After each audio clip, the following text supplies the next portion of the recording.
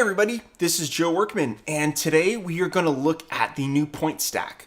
Now, I'm pretty excited about this because the point stack has been on my list to do for probably 2 years. So it is a responsive image map. Essentially, allows you to have an image, and you can overlay specific interest points on top of it that you can then hover over and get more information, or click on those points to maybe open up a lightbox or take you to a different web page or things of that nature. I'm really excited about it because it's fully responsive. So let's go ahead and jump in and have a look.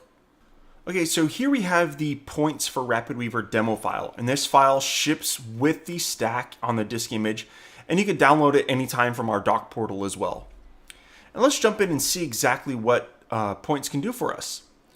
As you see, the first example is a perfect example here. Here I have a nice product layout with various components where I can actually define points, where if I hover over these points, I can give detailed information about that particular item or data where that point is displayed.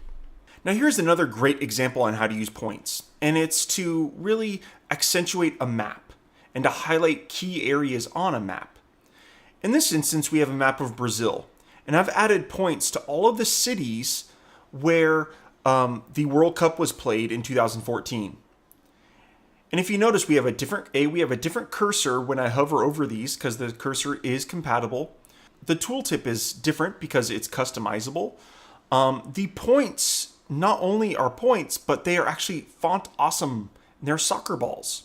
So we can use font awesome icons as well as just simple circles. And you'll notice here is I've configured it to launch a lightbox. Now this instance, this is the reveal lightbox that's built into my foundation theme, but you can launch any sort of link.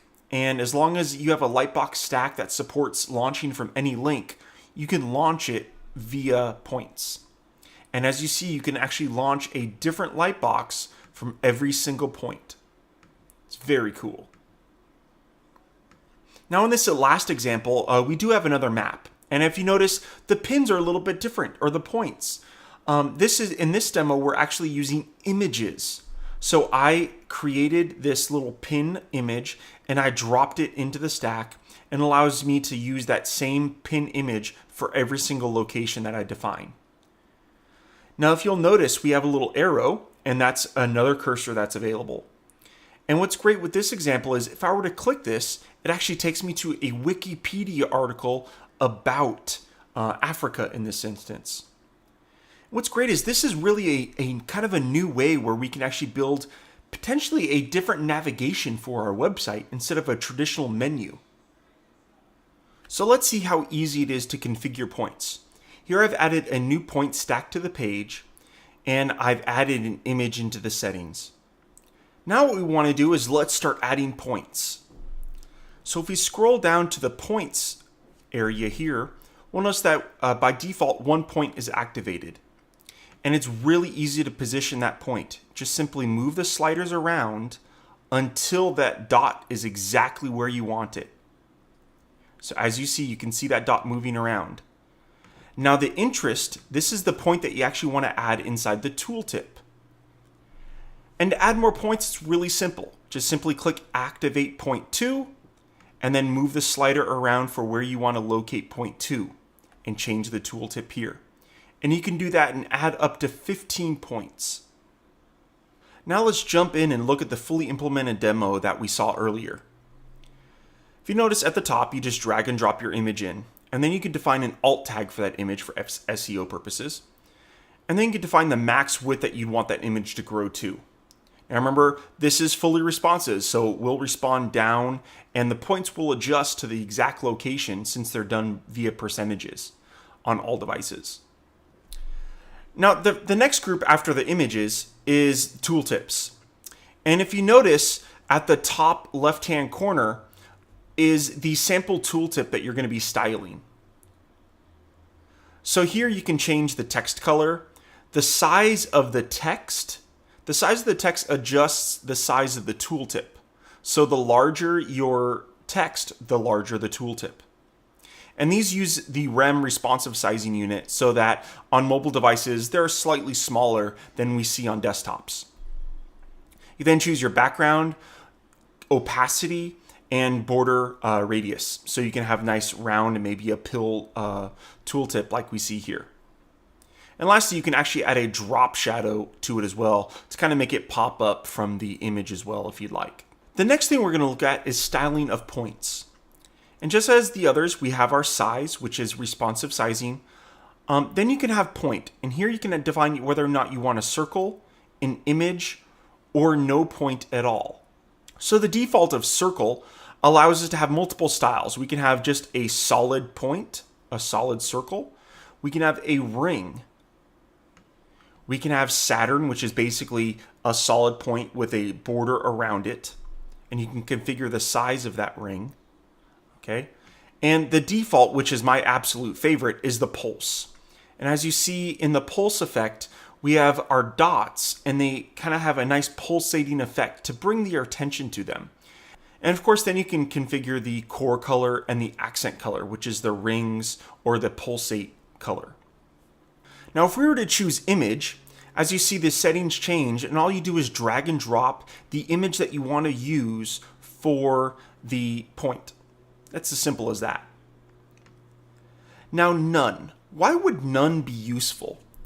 Point none is useful if you want to use a font awesome icon.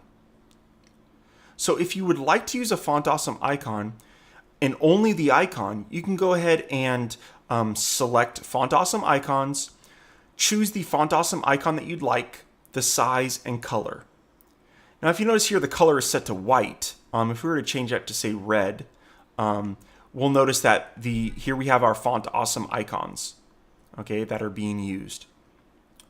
Now, what's great is if you actually wanted to combine circles and icons, you can do that as well. So if we set our point to a circle, here, let's set our icon color back to white, okay? We'll notice now we have icons with circles. Now, the last settings we have for point style are the cursor type. As you see, we have several different available types for cursor. And if you want a question mark, which is the default, or alias or pointer, there's some great cursor options in there. Next is only show on hover. So if you only want to show the points when you hover over the image, you would use this checkbox. Next is to hide the points on mobile. Maybe you have an image that doesn't make sense to really have those points displayed on mobile, so you can hide them on mobile devices. And lastly, if you want to add links to your points, you need to check this box.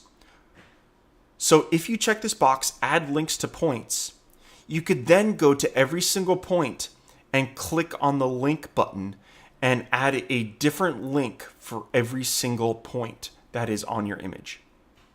So that does it, everybody. That is the point stack. I hope you enjoy it. It really is a great thing, especially that it's responsive, and it really responds well for mobile devices all the way up to desktops. Think out of the box with this. Again, you can use this to maybe create a different style of navigation for your website. Maybe you have a list of your products where you can then, your customers can click each one or something of that nature, right? So get inventive. I think this stack can really add some unique dynamics to your websites. So without further ado, I hope you enjoy it, and I hope you do wonderful things with it. I can't wait to see them. So have a great day, everybody. I'll talk to you later. Bye.